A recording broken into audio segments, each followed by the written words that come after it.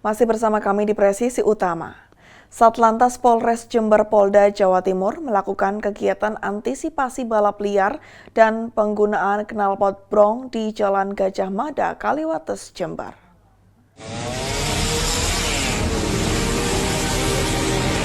Menanggapi keluh kesah masyarakat terhadap maraknya penggunaan knalpot brong di seputar jalan Gajah Mada, Satlantas Polres Jember bersama dengan tim alap-alap Satsamapta Polres Jember yang dipimpin oleh AKP Bagas selaku Kasatlantas melaksanakan patroli antisipasi balap liar dan penggunaan knalpot tidak sesuai spektek.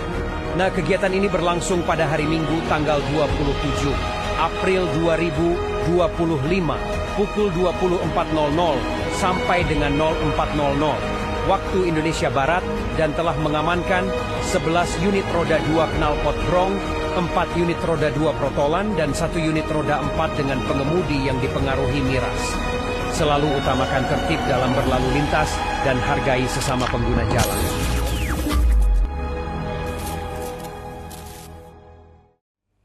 Kasih Humas Polsek Rumbai Pesisir, Aibtu Jimmy Farma, dikenal sebagai sosok tauladan di Kampung Bandar, Kecamatan Senapelan, Pekanbaru Riau. Pengabdiannya kepada masyarakat tidak hanya sebagai abdi negara, tetapi juga mendirikan dan mengelola Pondok Tahsin Al-Quran Baitul Ihsan.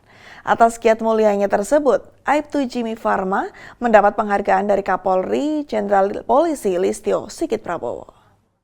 Berapa santrinya? Berapa jumlah santri saya sudah berjumlah 300 orang di sini. Itu kelas berapa berarti? Kelas anak-anak, kelas bapak-bapak, kelas ibu-ibu, kelas remaja. Ada 14 modal. Terus pakai bangunan punya itu kan? Bangunan diwakafkan oleh masyarakat pada saya. Masyarakat itu kan dari yang mengelola Saya modal. asli dari sini. Siap modal. Ini kenapa pangkatnya masih bengkok-bengkok juga?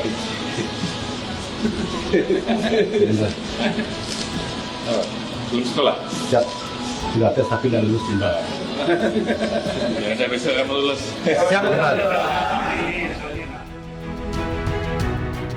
Itulah dialog antara Kapolri Jenderal Polisi Listio Sigit Prabowo, Kasih Humas Polsek Rumbai Pesisir Polresta Pekanbaru Polda Riau, Aibtu Jimmy Farma. Kapolri memberikan apresiasi kepada Aibtu Jimmy Farma atas berbagai aksi sosialnya dalam pembangunan karakter dan religius warga. Pondok Tahsin Al-Quran yang didirikan di tanah wakaf warga kepadanya benar-benar dikelola untuk pesantren dan pondok pendidikan mengaji gratis bagi anak-anak dari kalangan kurang mampu.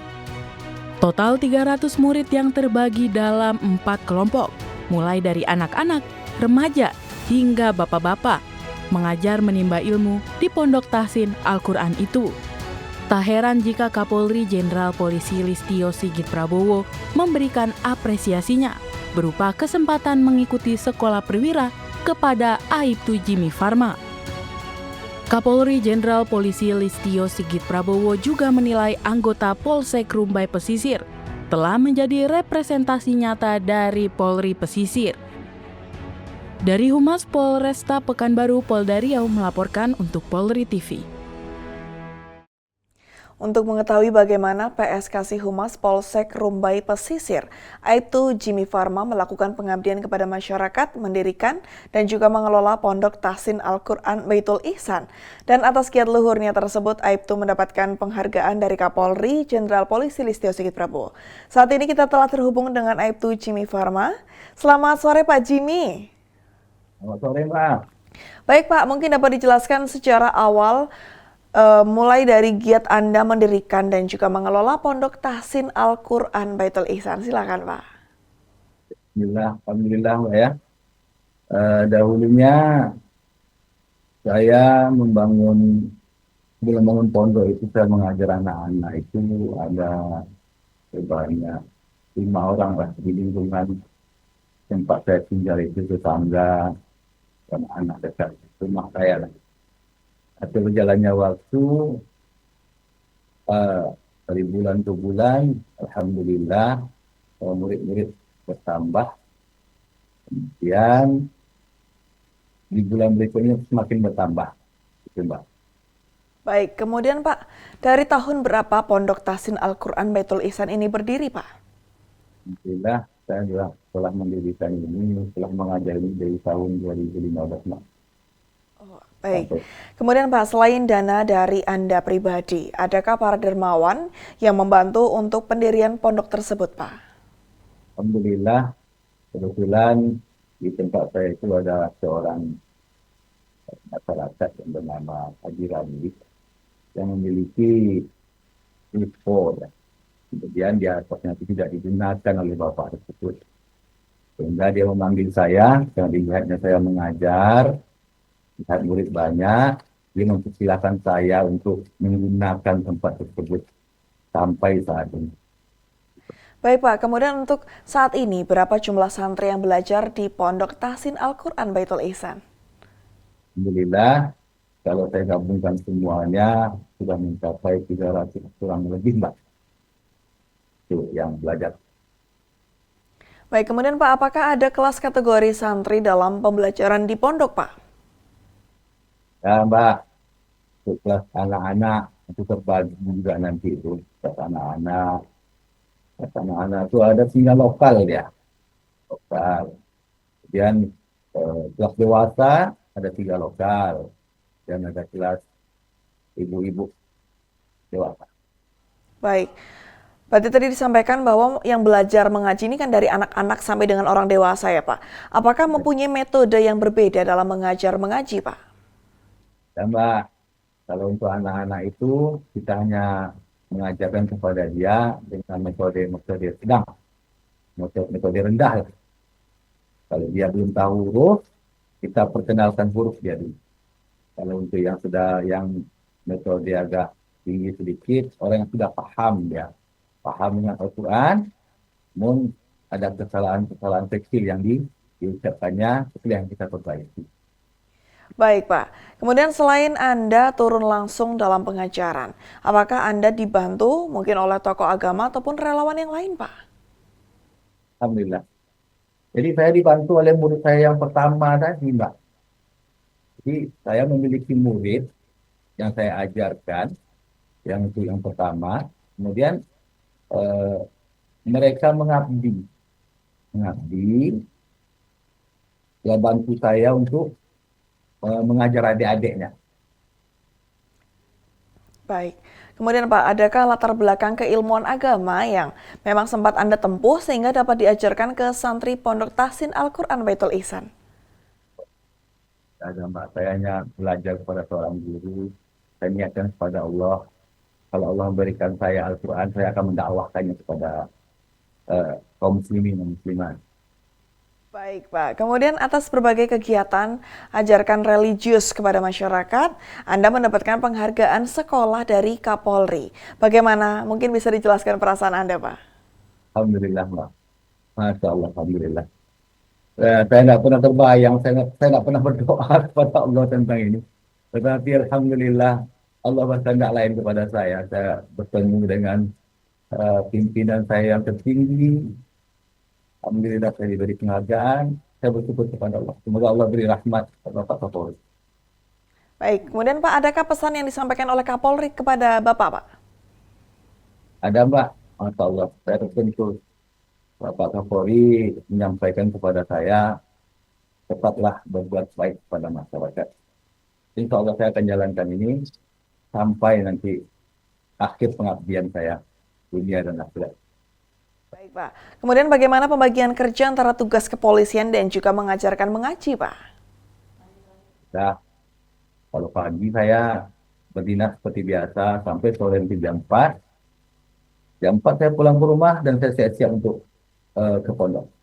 Sampai nanti malam jam 11 atau jam 11.30 lah saya pulang ke rumah untuk istirahat kembali. Baik Pak, mungkin ini terakhir Pak, pesan kepada masyarakat, mungkin agar selalu beribadah untuk menyeimbangkan kehidupan sosial kemasyarakatan. Silakan Pak. Ya, saya hanya menyampaikan, saya bukan ulama Mbak ya, yang menyampaikan jagalah sholat, dekatlah pada Allah dengan Al-Quran. Kalau kita sudah dekat kepada Allah, Allah akan jaga kita, Allah akan lindungi kita semua, kita akan jauhi daripada perbuatan maksiat dan hal-hal yang haram lainnya, Mbak. Terima kasih pada Kasih Humas Polsek Rumbai Pesisir Polresta Pekanbaru Polda Riau, Aibtu Jimmy Farma telah bergabung bersama dengan kami di Polri TV. Selamat sore dan salam presisi, Pak. Pemirsa, Direktorat Reserse Narkoba Polda Kalimantan Selatan berhasil menggagalkan upaya peredaran narkotika lintas provinsi dalam operasi yang dilakukan selama Maret hingga April 2025. Dalam pengungkapan ini, polisi menyita sabu seberat 8.711,83 gram atau sekitar 8,7 kg dan 10.049 butir ekstasi serta 24,14 gram serbuk ekstasi. Keberhasilan ini diumumkan dalam konferensi pers yang digelar pada Senin di Aula Ditres Narkoba Polda Kalimantan Selatan, Banjarmasin. Dalam operasi tersebut, petugas juga mengamankan 4 tersangka yang diduga terlibat dalam jaringan narkoba antar provinsi, termasuk yang berkaitan dengan jaringan MRM atau Freddy Pratama yang dikenal sebagai salah satu jaringan besar. Petugas melakukan pengejaran terhadap para tersangka hingga ke wilayah Sulawesi Tenggara dan Sulawesi Tengah. Dari hasil penyelidikan, Ditres Narkoba mengamankan tersangka berinisial S, HM, MF, dan MS. 2 di antaranya yakni HM dan MF diketahui merupakan residivis. Sementara tersangka MS disebut terlibat dalam 2 kasus berbeda dan terkait dengan kepemilikan sabu seberat total 4,2 kg. Melibatkan beberapa provinsi. Jadi rekan-rekan dari narkoba Polda Kalsel ini mengejar sampai ke Sultra dan Poso Sulteng ya. Jadi ini sangat berita ini perlu kita sampaikan karena di media seperti di Sultra pun ramai juga adanya penangkapan dari Polda Kalsel yang dilaksanakan di Sultra. Dari berbagai lokasi penangkapan di Kalimantan Selatan, polisi menemukan barang bukti yang masing-masing sebanyak 1,5 kg di Banjarmasin Selatan, 3 kg di kawasan Jalan Ayani kilometer 17,8 Landasan Ulin dan kilometer 55 Stadion Lambung Mengkurat, serta 3,9 kg sabu dan 10.049 butir ekstasi dan serbuk ekstasi 24,14 gram di Jalan Trikora, Banjarbaru. Dari hasil pengembangan diketahui bahwa jalur peredaran narkoba di Kalimantan dilakukan melalui darat, terutama dari Kalimantan Barat, Kalimantan Utara menuju Kalimantan Selatan. Sementara distribusi menuju wilayah Makassar, Palu, dan Kendari dilakukan melalui jalur laut. Sistem yang digunakan cukup canggih, di mana para anggota jaringan tidak saling mengenal satu sama lain, sehingga menyulitkan proses pengungkapan. Pihak Ditres Narkoba terus melakukan penyelidikan lebih lanjut untuk membongkar jaringan yang lebih luas. Ada dugaan bahwa distribusi narkoba ini dikendalikan oleh beberapa operator dari lokasi berbeda. Para tersangka kini dijerat dengan pasal 114 ayat 2 dan pasal 112 ayat 2 Undang-Undang Narkotika yang mengatur ancaman hukuman berat termasuk hukuman mati dan penjara seumur hidup. Dalam konferensi pers tersebut, pihak kepolisian juga menegaskan komitmennya untuk menindak tegas para bandar narkoba, sesuai dengan arahan Kapolri Jenderal Polisi Listio Sigit Prabowo. Upaya pemiskinan bandar melalui penerapan tindak pidana pencucian uang juga terus dilakukan terhadap tersangka yang terindikasi memiliki kekayaan yang tidak wajar. Untuk penanganan dari Bapak Kapolri berkaitan masalah untuk memiskinkan bandar, ya, dan melalui Pak Direktorat Narkoba Bareskrim yang baru juga penanganannya, ini kita tetap melakukan upaya gelar perkara apabila ada indikasi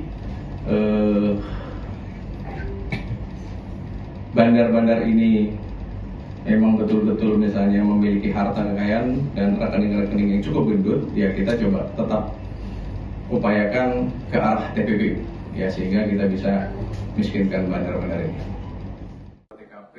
Dari hasil pengungkapan ini, Polda Kalimantan Selatan memperkirakan telah berhasil menyelamatkan sekitar 53.668 orang dari potensi penyalahgunaan narkoba.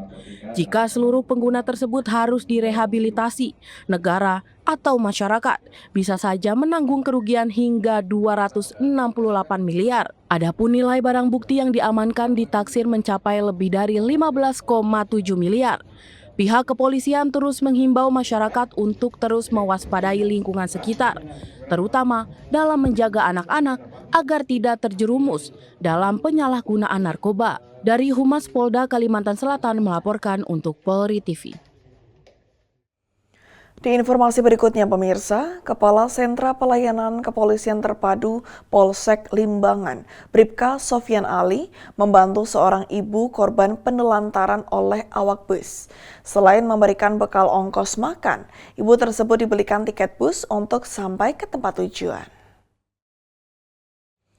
Seorang ibu Ani Kusmawati, 40 tahun, bersama dengan dua anaknya asal Kabupaten Bogor, diduga menjadi korban penelantaran oleh awak bus di Kecamatan Ciawi, Kota Bogor, Jawa Barat.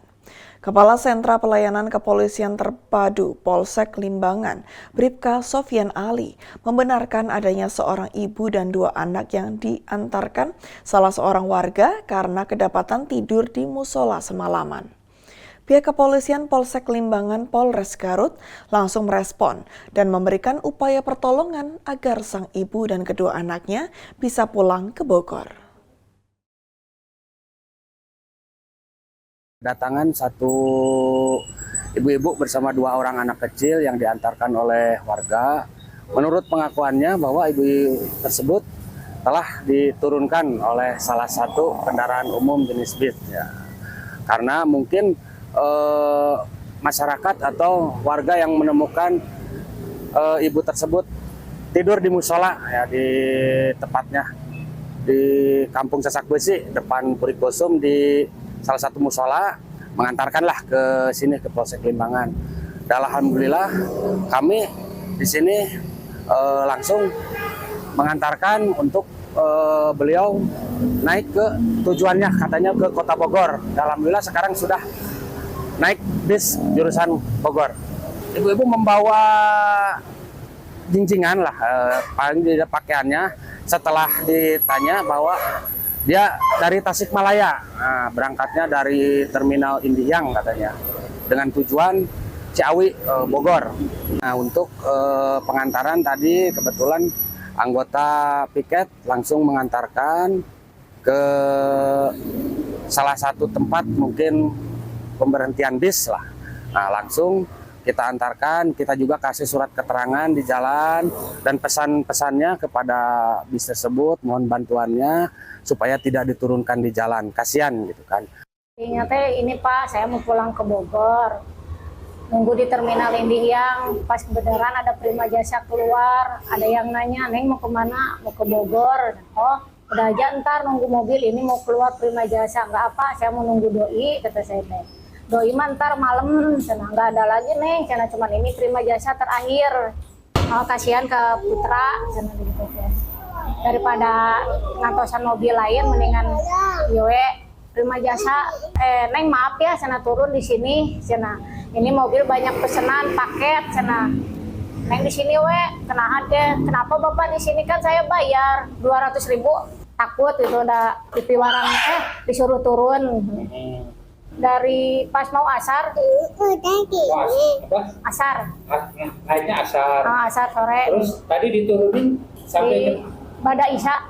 Bada Isya. Itu selama semalaman di mana Bu? Tidur di situ di musola. Di musola. Ya. Cuman ada yang jualan tukang tahu. Kata saya teh nanya gitu, ini bisa pakai istirahat? Oh, cina bisa. Sok mangga, cina kalebat tukang. Ya, saya gimana ya? Malu lah, biasa nggak begini gitu, biasa pulang bareng-bareng sama suami ini. Kok di tengah jalan bisa kebingungan gitu. Dikasih makan, kasih semuanya aja deh. Ya udah dikasih ongkos lebih, masa nggak sampai tujuan gitu. Harusnya kan sampai tujuan, ini kok turunin di tengah jalan. Pemirsa, kami akan segera kembali usai jeda berikut ini.